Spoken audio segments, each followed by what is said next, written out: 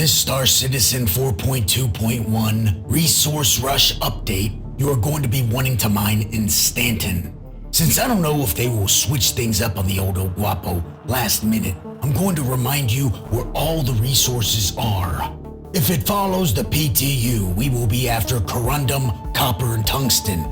In case it's not, I'm going to go over the other locations and minerals as well. Now for this, you have a few prime options.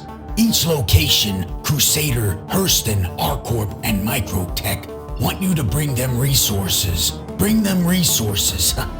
Then they pay you, and after a threshold is met, you gain new paints and guns and all that fun stuff. Word is, you can gain paints for each area, so you aren't beholden just to one corporation. For corundum and tungsten, Walla and Lyria by Arcorp is a great choice. Those moons only have aluminum, corundum, and tungsten. Try to target the rocks that are pure, common mineral and inert.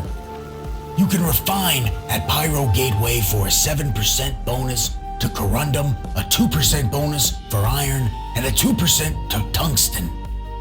If you refine at Arc L1 or Arc L2, you will suffer a -4% and -3% to your corundum yield.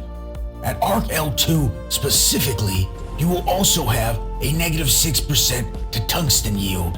Now if we head on over to Microtech, you've got Calliope, Cleo, and Uterp.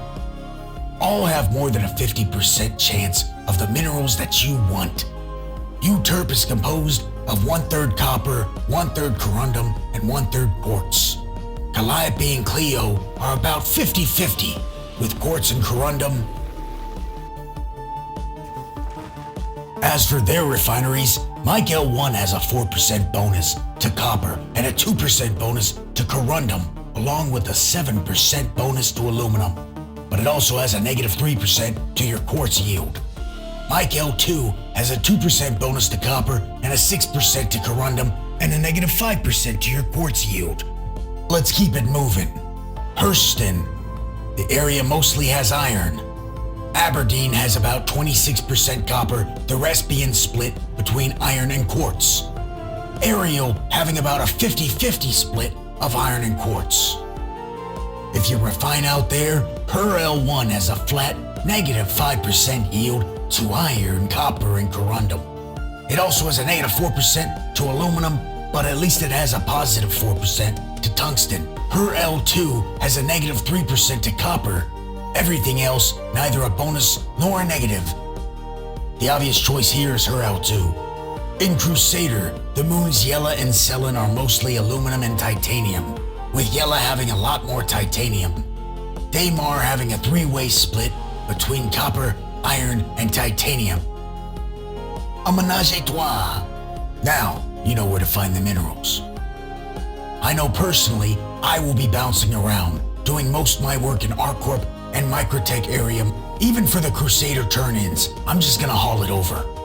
Now for the build, I mean, if you were out there just chasing these minerals, your setup doesn't really matter. You just need to be able to break up to 40k rocks.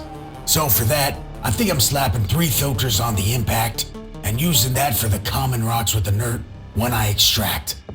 As for the other lasers, this means I'm using a Helix with a Riger C3, a Surge, and a Stampede for anything else I can't break. On the middle front laser, it's obviously gonna be the Hofstede. Gonna slap on a Riger C3 and a Stampede. I'll be using this for most of the rocks I come across. Builds really don't matter, you can use whatever you want at this point. Most rocks you're gonna find that you're gonna want are gonna be under 20k mass. Unless you're chasing tungsten. Don't be surprised to see some pure tungsten 40 to 50k rocks out there. Our goal is speed and quantity, so I'm targeting corundum, being the lightest mineral. Now remember, if you see me out there in the black, pop a flare for me.